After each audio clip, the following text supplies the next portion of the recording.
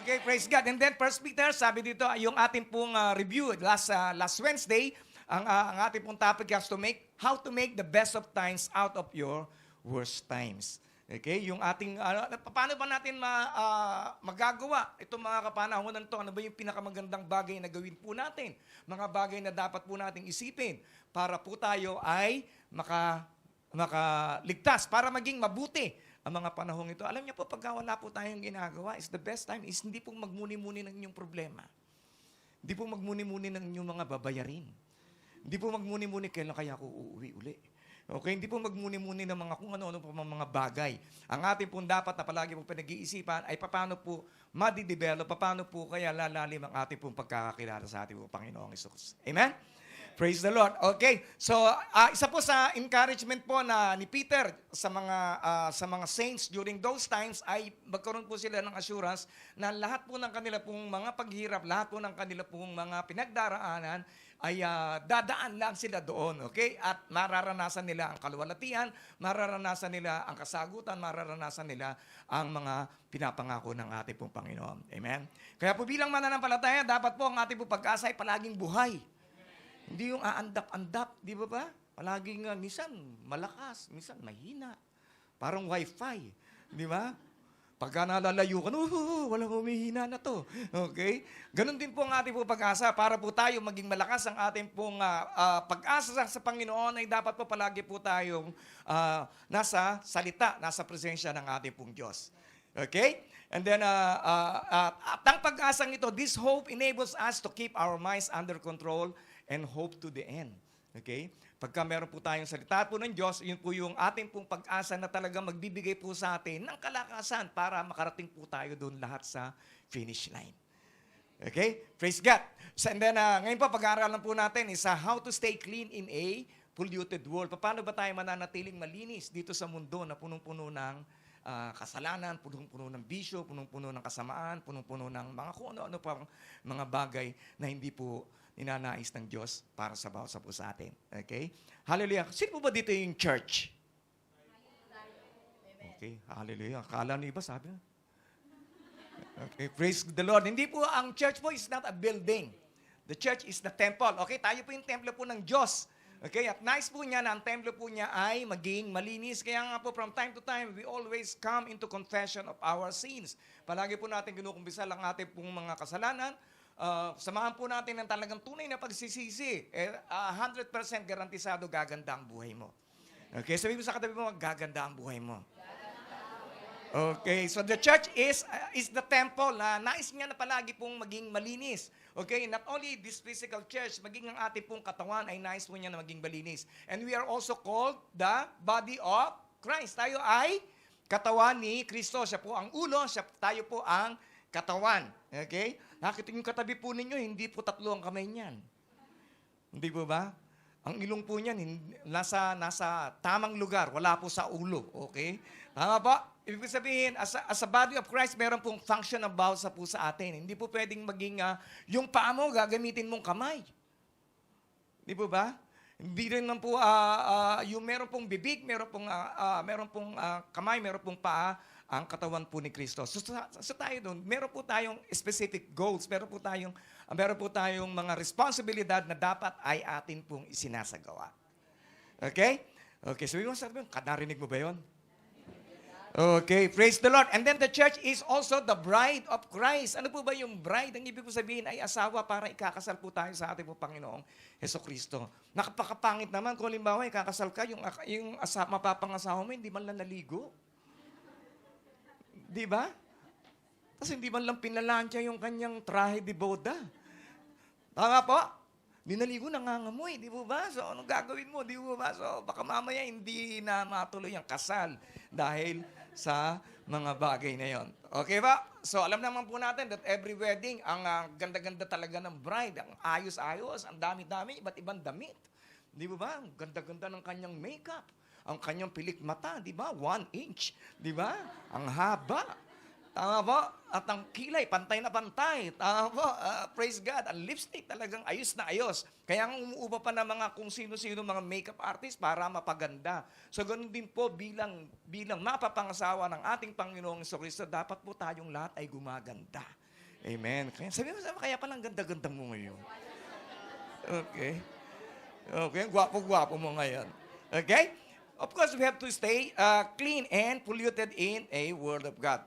So think clearly. Sabi ni Peter sa 13, so think clearly. Mag-isip tayo ng maayos. Mag-isip tayo ng mabuti. And exercise self-control. Ano po ba yung self-control? Ibig sabihin self-control ay meron kang pagpipigil sa iyong sarili. Di po ba?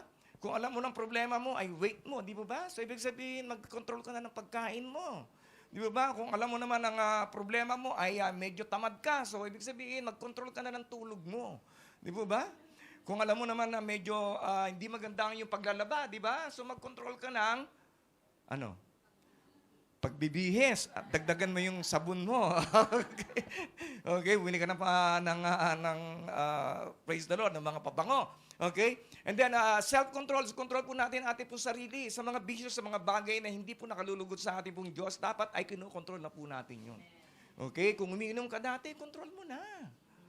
Di ba? Kung marami ka pa mga bagay na alam mo naman makakasama sa iyong katawan, itigil mo na. Hindi ka naman bumabata. Tumatanda ka na. Magbago ka na. Di ba? Tama po? Because this is all about maturity. Hindi tayo po pwedeng palagi na lamang na para tayong bata. Kinakailangan, i-message mo pa para lang mag-church. Tama ba? Sis, attend ka naman. Sige na. Kahit walang love, please, mutin ka na. Okay? Praise God. And then, look forward to the gracious salvation. Ito po ang bagay na dapat po nating itutok. It's not only about the better life. God promises abundant life. That's good. Praise God. Kumakamit po natin. Pero hindi po yun ang ating pong tutok. Para mapaglagpasan po natin lahat ng mga pagsubok, lahat ng bagyo, lahat ng mga challenges ng ating pong buhay. Ang tutok po natin ay walang iba kundi sa ating pong eternal life. Okay? May kusa po ba ako dito? Okay, praise God. So, minsan kasi ang nakikita natin, ito, halimbawa, this is the better life and this is the eternal life. Ang tutok po natin palagi magandang buhay. Magandang buhay, mag-church ako para maging maganda ang buhay ko. Ay, mag-church ako para maging maayos ang buhay ko. Okay po yung wala pong problema yon. Pero wag po natin kalimutan na unang regalo ng Diyos ay eternal life. Okay? If you will be having a better life here on earth, it's only a bonus. Bonus na lang po yun. Okay? Okay ba yan? Malinaw ba tayo? Okay, so ang palagi po natin we always look at our life, palagi po natin tignan ang anumang mga bagay in an eternal perspective.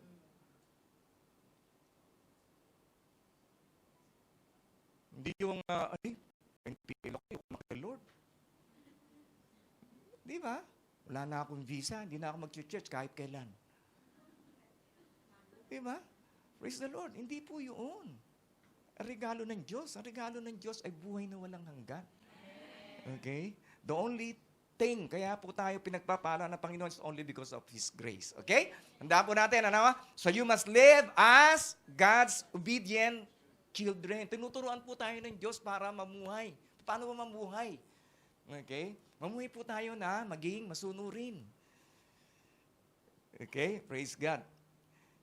And then, alam po natin na ang hindi po pagsunod, disobedience equals unbelief.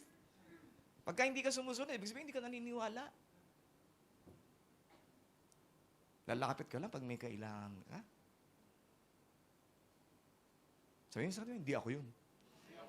Okay?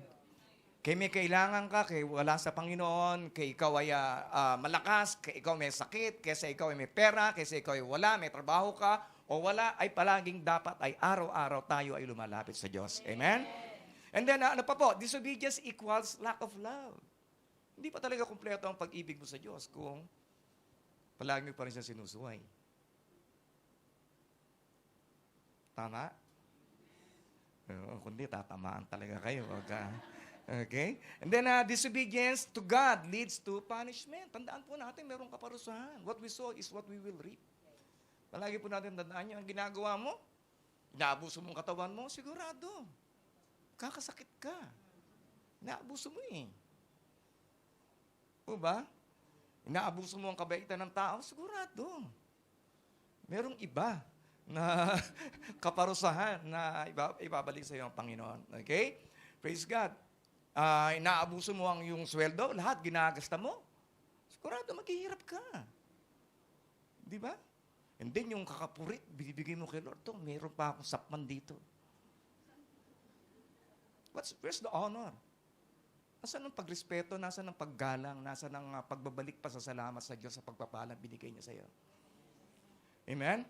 Hallelujah. And then, or giving access to the enemy to do you harm. Alam niyo po, pagka hindi po tayo sumusunod sa pinagutos po ng Diyos, ang ginagawa po natin, para po natin iniimbitahan ang demonyo. Sige, gawin mo sa akin ang yung nais na gawin.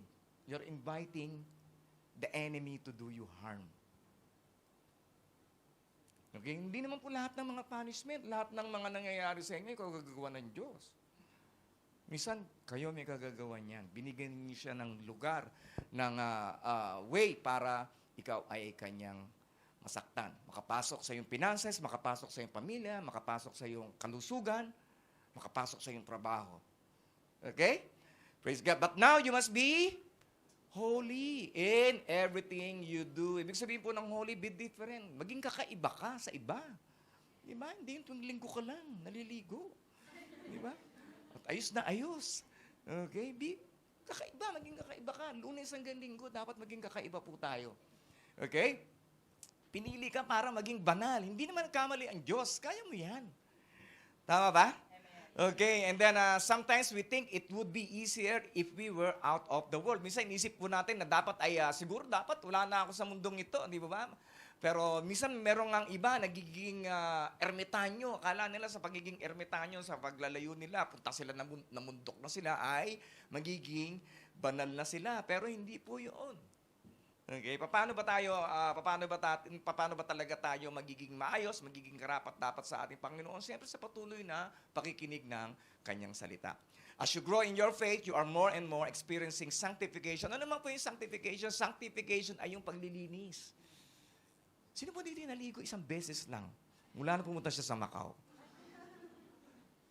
Hindi po ba? Minsan araw-araw, minsan 2 beses pa nga. Tama po, pero na lang pag winter. Okay? Dahil iba sa inyo ay giniginaw. Okay? Praise the Lord. Pero ibig sabihin, sanctification, ibig sabihin ay patuloy na paglilinis ng ating puso, patuloy na paglilinis ng ating isipan, patuloy na paglilinis ng ating pong buhay. Paano mangyayari yun sa patuloy na pagsunod po natin sa ating pong Diyos? Okay? And remember that the Heavenly Father to whom you pray has no favorites. Wala pong paborito po ang Diyos. Okay? Tandaan po natin yan. Hindi porke cute ka, okay? Paborito ka na ni Lord. Okay? Wala pong paborito ang Panginoon. He will judge or reward you according to what you do. We'll all be judged. Tayo po ay husgahan. Tayo rin po ay makakatanggap ng mga pabuyan, ng mga blessings, ng mga pabor sa ating po Panginoon sa mga bagay na atin pong ginagawa. Okay? So you must live in reverent fear of Him during your time as foreigners in this land. Okay? Kami po, kahit po white card kami, foreigner pa rin kami dito sa mundong ito. Di ba? Lahat po tayo temporary lang. Okay? Kahit blue card kayo, hindi po ba? May expert din po. May expert po ang visa nating lahat sa mundong ito. Kaya po dapat ay bantayan po natin. Okay? Wag yung mabuti pa sila, pastor. White card yan. Di po ba? No. Di po ba? Pare-pareho lang po tayo na may expert po ang visa po natin dito sa mundo. Okay, yan po yung pinapaalala po ni James sa bawat sa po sa atin. Kaya hindi po natin pwede pag malaki, white card tayo.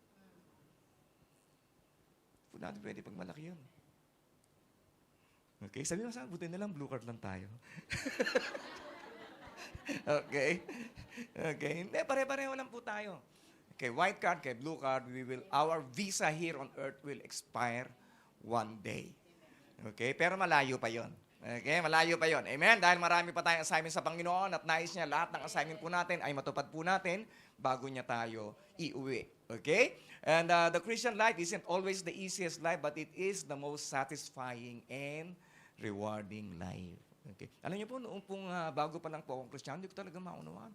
Anong masaya doon? Mag-church ka. Tataas-taas ka ng kamay. Mag-hallelujah ka. Magba-Bible study ka. Di ba anong masaya doon? Kasi po, ang isipan ko po ng masaya ay mag-inom-inom ka. Chonky-chonky. Di ba? Maklak ng kung ano-ano. Di ba yun ang akala natin kasiyahan eh.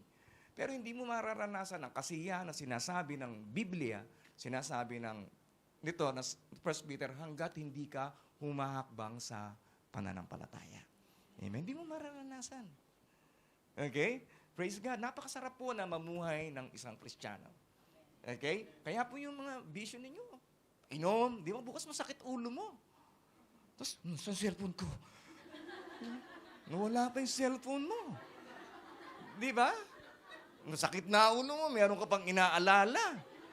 Di ba? Ay, naku, naubos na, nagasta ko yata yung pambayad namin ng kuryente. Ang daming problema.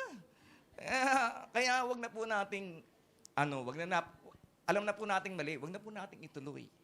Wag mo na hintayin na magkasakit ka. Di ba? Dami nang may sakit, dadamay ka pa. Di ba? Ang sakit mo lang, ubo, sipon.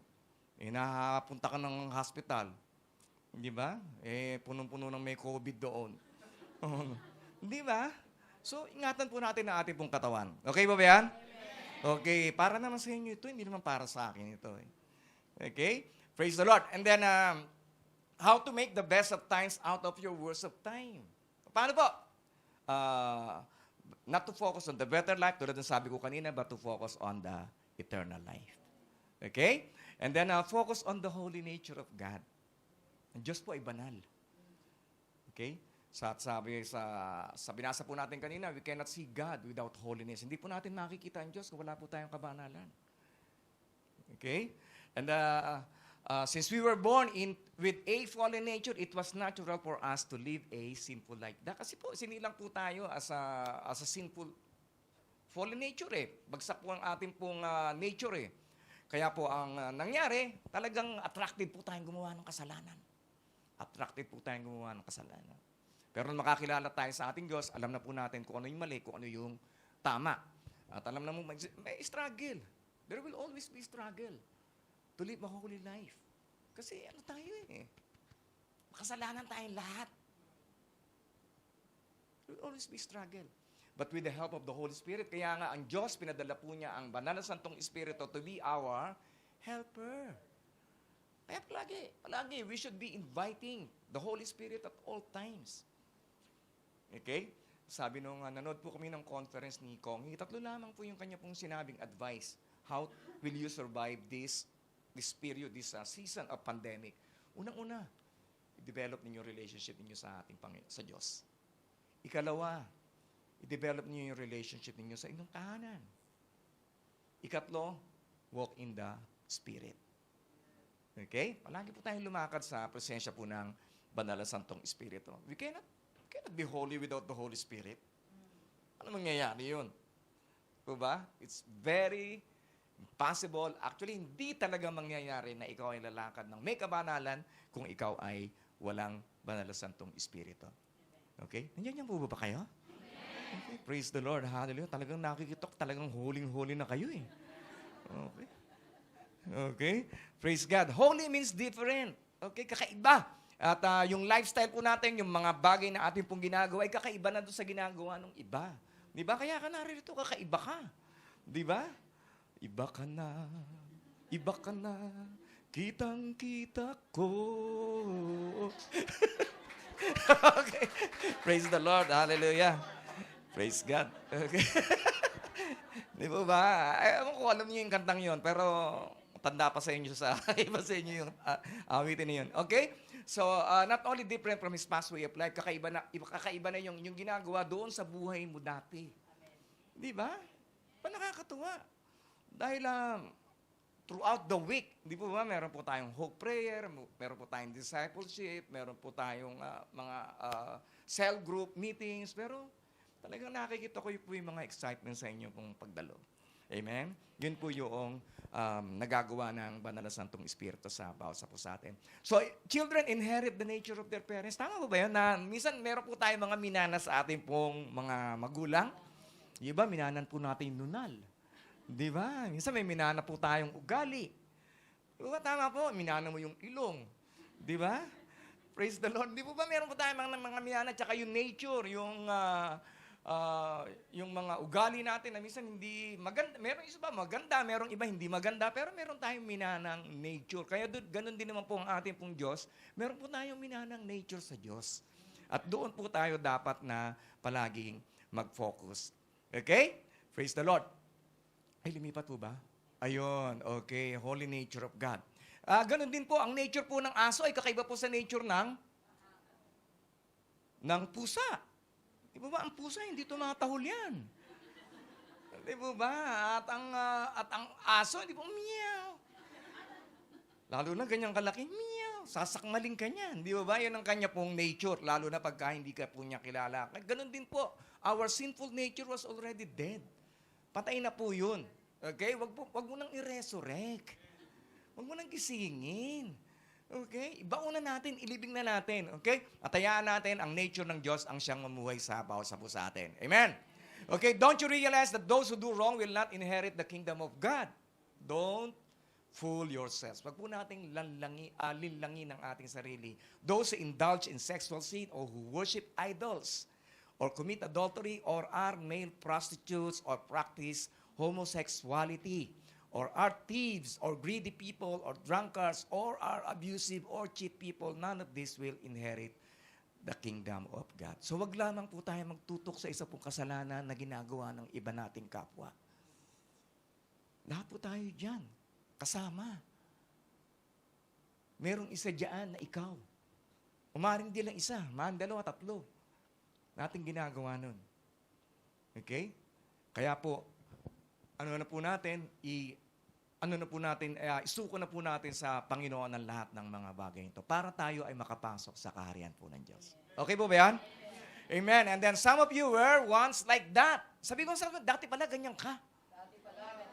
Dati ganyan tayo, di po ba? But you were cleansed. Sabi po natin sa lahat, but you were cleansed. Tayo ay nilinis. Okay? You were made holy. Pagka ikaw ay nilinis. Kaya po tayo, from time to time, we always ask the prayer, Panginoon, pakalinisin mo ang bawat sa puso amin. Pakalinisin mo kami ng iyong banal na dugo. Dahil banal na dugo lamang ng Panginoon na siya makapaglilinis ng lahat-lahat ng ating mga kasalanan. You were made holy. You were made right with God by calling on the name of the Lord Jesus Christ and by the Spirit of God. Okay? Kaya now you are a child of God. Anak ka na ng Diyos. Okay? Sabihin sa katabi mo, anak ka na ng Diyos. Okay? You are now a COO. Ano yung COO? You are a child of owner. Di ba? Ikaw anak ng may-ari ng mundong ito. May-ari ka ng, anak ka ng may-ari ng langit at ng lupa. And then, by the new birth, sa pamamagitan ng naborn again ka. At tayo ay tinuturoan ng Diyos. Naborn again ka na eh. Sabi nasa kamay ka na niya. Ngayon, nasa kamay ka na niya, pag meron kang ginawa, paluin ka niya. Pagka hindi tama. Kaya, nakita niyo, hindi lahat ng panalangin ninyo sinusunod niya. Dahil alam niya na baka makasakit sa inyo yung mga panalangin ninyo. Kaya kung hindi sinasagot, it's either na wag mo nang ipilit o maghintay ka. Okay? Wait lang. Okay? Wait lang. Okay? Kaya nga po nakakatawa yung ating po mga panalangin. This week, parang tayo pinanalangin natin manalo si Winsel. Hindi po ba? Habang nanonood, parang ikaw yung nanalo. Di ba? Tuwang-tuwa ka. Di ba? Yung katabi mo, niyug-yug mo ng ay, nanalo! Di ba? Tama po? Okay. So, it's the same thing, mga kapatid. Pagka, let's make ourselves right, okay? Sa harapan po ng ating pong Diyos. And then, dinidisiplina po tayo ng Diyos, and then, God expects His child to imitate Him. Nais po ng Diyos na gayahin po natin siya. Gayahin po natin siya. Sa kanyang kabutihan, sa kanyang pagiging generous. God is a very generous God. Hindi po siya kuripot. Diba ba? He gave His only begotten Son. Nag-iisa. Nag-iisang anak niya. Pinagkaloob niya sa bawat sa puso atin. And then, sa pamamagitan nito, meron tayo mga privilege bilang anak po ng Diyos, and then we are already eternally secured. Okay? Siya po ang ating pong kasiguraduhan that one day, after this life, ay tayo ay papasok sa kanyang kaharian. At ganoon din naman, pinangako rin niya na lahat ng mga pangangailangan mo ay kanyang isusupply. Kaya huwag kang mag-alala. Kung minsan may konti pa. Okay? Sigurado, yung konting nyo, pag naubos, may ipapalit si Lord. Hindi ka mauubusan. Huwag kang mag-alala.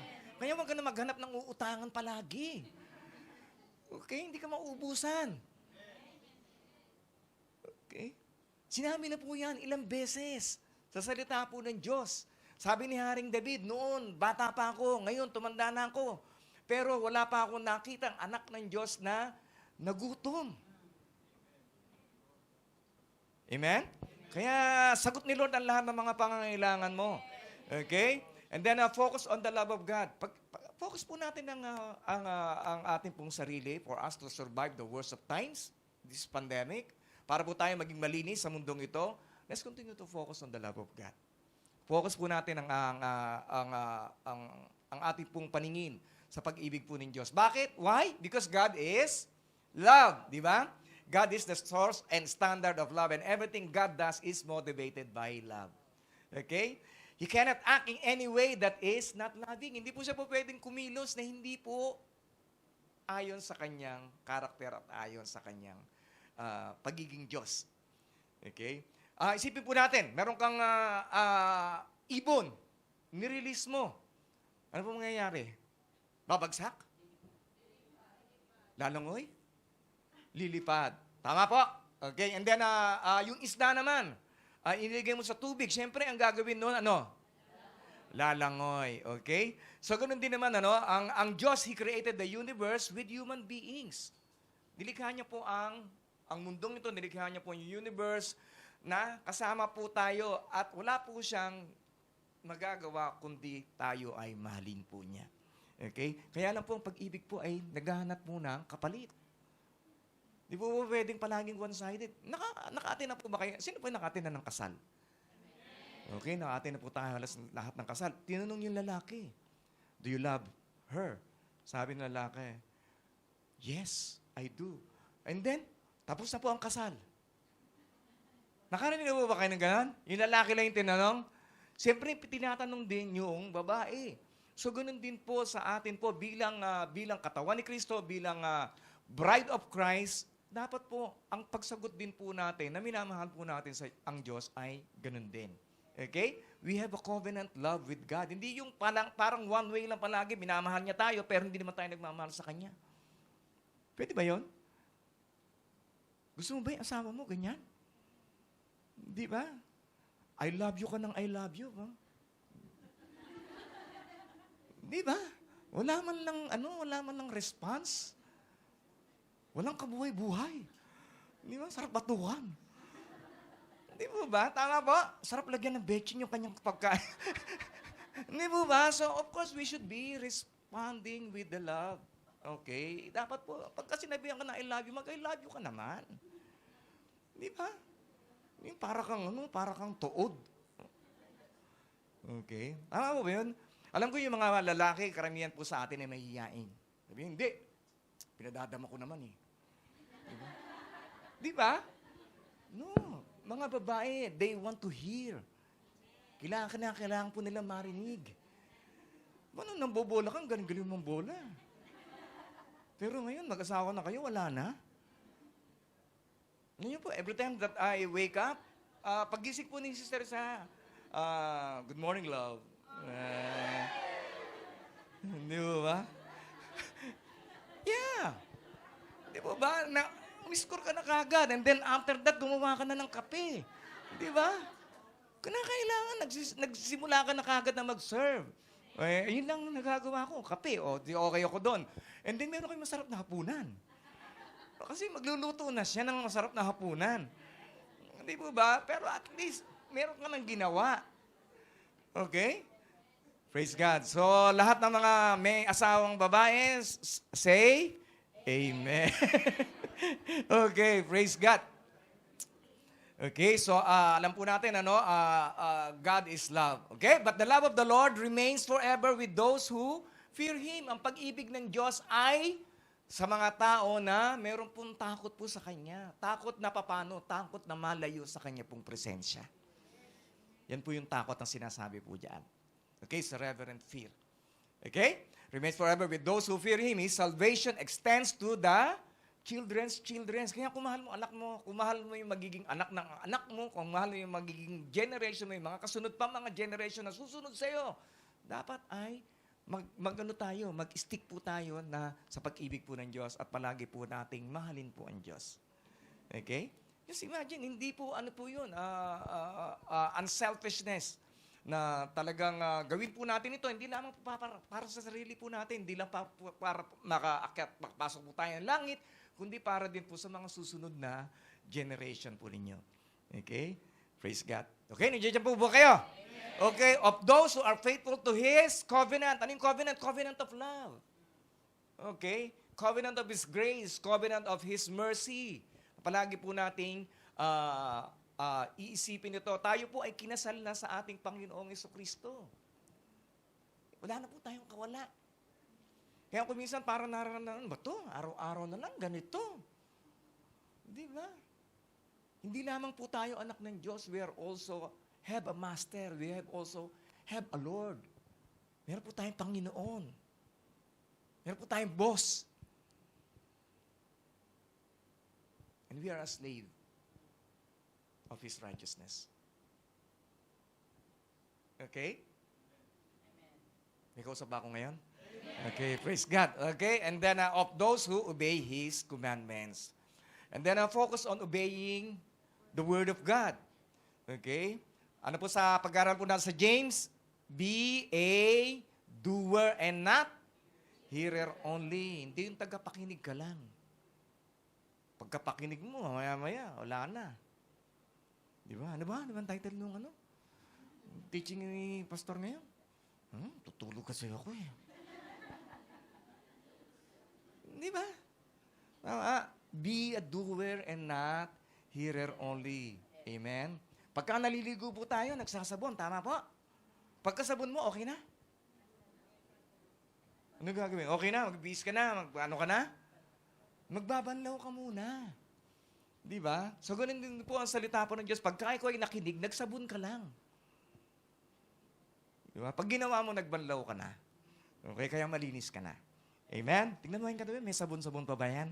Okay, hindi mo ba nagbanlaw? Okay? Kaya nga, pagka tayo, sabi nga, ang sermon is parang pagsasabon. Okay? So, sinabon ko kayo magbanlaw. Tama? Gawin po ninyo. Gawin po natin. Okay? Kaya, for you to be clean in this polluted world, you must be cleansed by the Word of God. Dapat po, maging malinis po tayo sa salita po ng Diyos. Nababago. Kasi napakarami pong mga bagay na naitanim po sa ating pong isipan nung bata ka. Di ba? Batang yan, walang asenso yan. Di ba? Salbahay ang batang yan. Diba? Tamad-tamad pa. Pangungo pa. Di ba? Kung ano minsan yung mga narinig po natin, di ba? Pangit-pangit yung batang yan. Baho-baho. Di ba? Yung mga bagay na yung teacher mo naman, bobo-bobo niya, bobo yata yan sa klase namin. Kung ano yung mga naitanim po sa ating pong isipan. That causes our self-esteem. Then, kung ano yung mga narinig mo, di ba? So, iba naman ang barkada mo, inuman naman tayo. Diba? Mga naitanim sa mga kwentuhan ninyo. Tama po? Hello? Kaya po, we need to hear the Word of God para po malinis ang mga ating pong isipan. At ngayon naman, naranasan po natin, huwag na po natin ipasa sa anak po natin kung napagsalitaan po tayo ng mga masasamang bagay. Nag-aaral po tayo ng salita ng Diyos para meron naman po tayong naitatanim sa ating mga anak. Anak, lalaki kang maayos ang buhay mo. Anak, huwag ka kagad mag-aasawa. Di ba? Tulungan mo muna si mami tsaka si daddy. Okay? Kadalasan po nangyayari, ganito lang eh. Anak, makatapos ka lang. Matapos, di nag-asawa. Di ba? So, dapat kumpleto po. Anak, huwag ka muna mag-aasawa, mag-aral ka muna. Makatapos ka ng, makapagtrabaho ka, makapagnegosyo ka one day. Diba? Maging, at huwag mong kalilimutan si mami at si daddy. Okay? Kasi po, kung wala kang itatanim dyan, wala mangyayari. Ang gagawin po niyan, yung mga tinatanim ng kanilang mga kaibigan. Party tayo.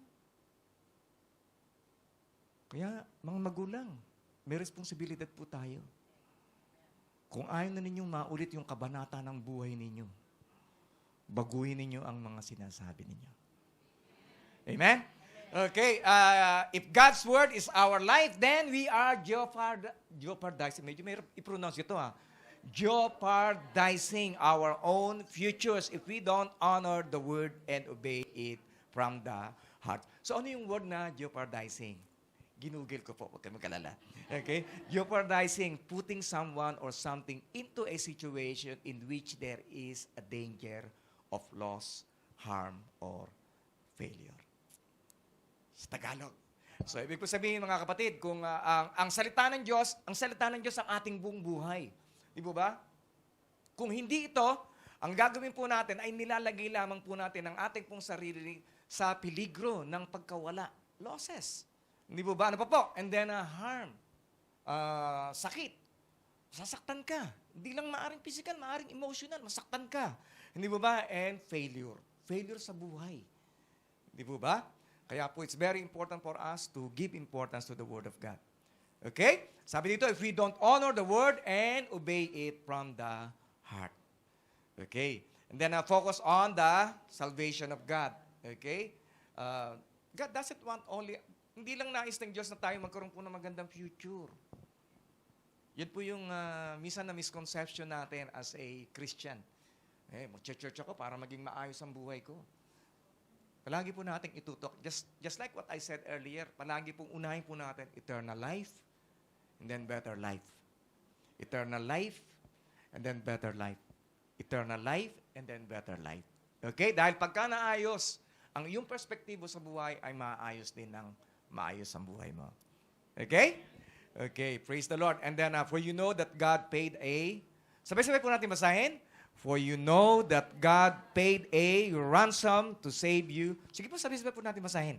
For you know that God paid a ransom to save you from the empty life you inherited from your ancestors. Ay, praise the Lord, wala pala.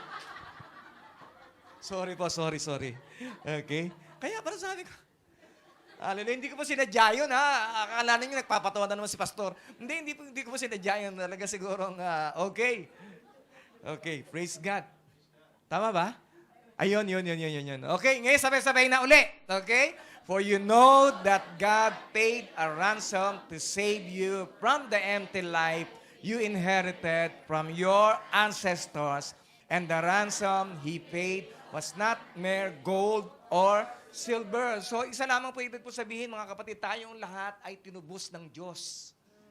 Hindi po ng mamahaling bagay lamang, kundi ng banal na dugo ng ating Panginoong Jesucristo. Kaya pahalagahan po natin. Dapat tayo.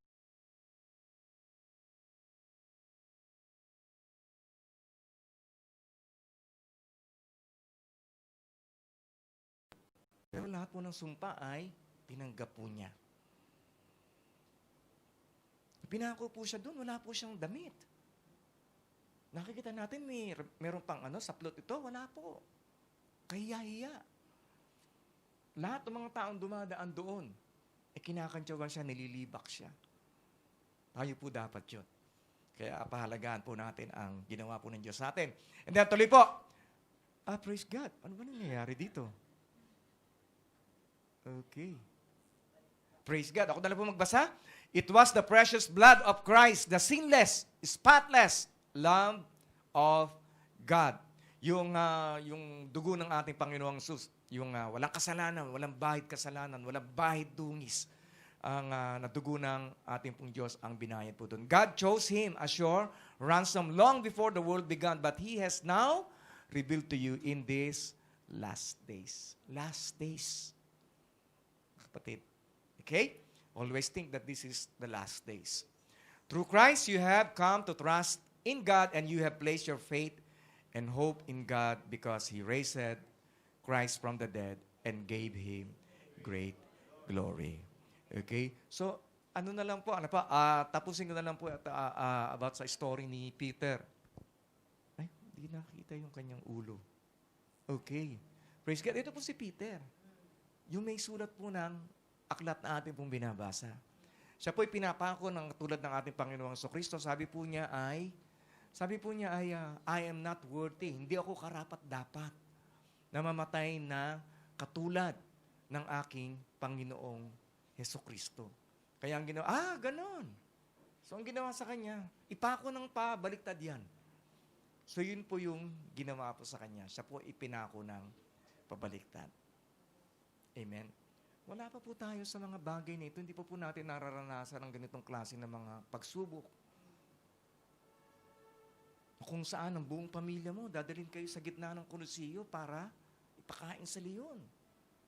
Yung iba, pinahatak sa 2 kabayo. Nakatali ito, at yung paa, nakatali naman ito.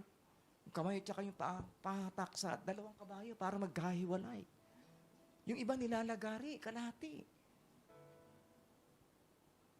So what I'm saying is this, mga kapatid, this is not yet the worst of times.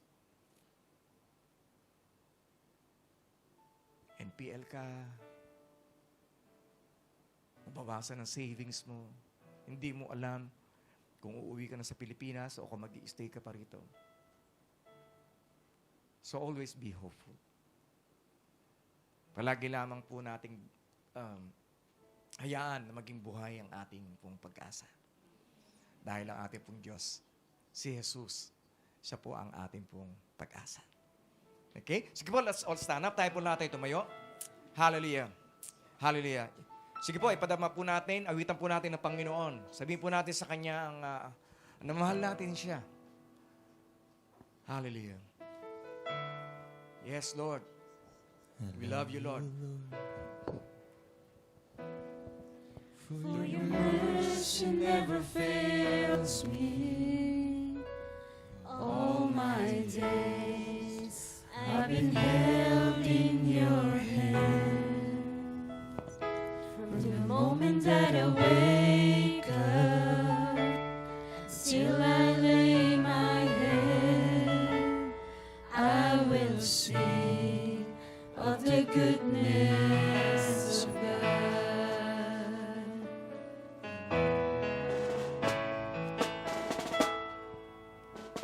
For your mercy never fails me. All my days I've been held in your hands.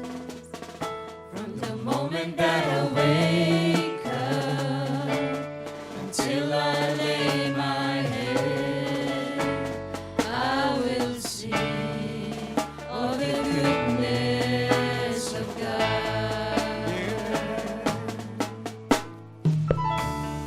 And all my life you have been faithful.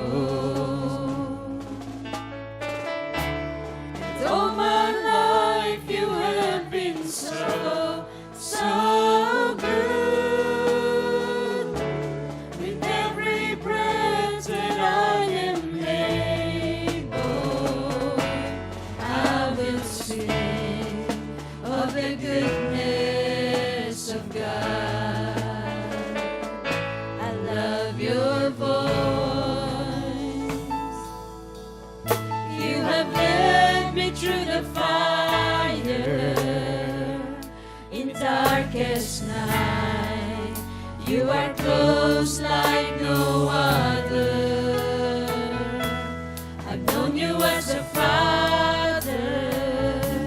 I've known you as a friend. I have lived in the goodness of God. All my life you have been faithful. And all my life you have been so, so good. With every breath that I am able, I will sing of the goodness of God. Hallelujah.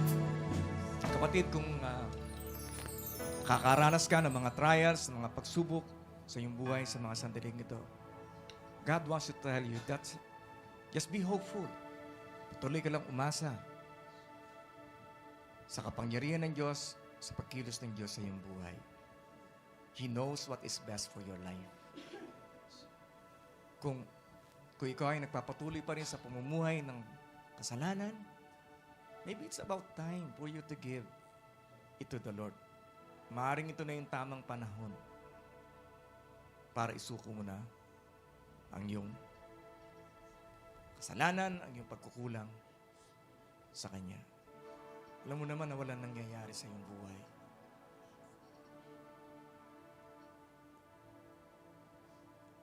Nais ng Diyos magkaroon na ng pagbabago ng iyong isipan, ng iyong puso, ng direksyon ng iyong buhay. Ngunit hindi niya ito magagawa kung hindi ka magtitiwala sa Kanya. Kaya kapatid, this is the best time. Huwag mo nang hintayin na mayroong pang masamang mangyari sa iyo bago ka tumawag uli sa Kanya. This is the best time. But you surrender your life, surrender your heart unto Him.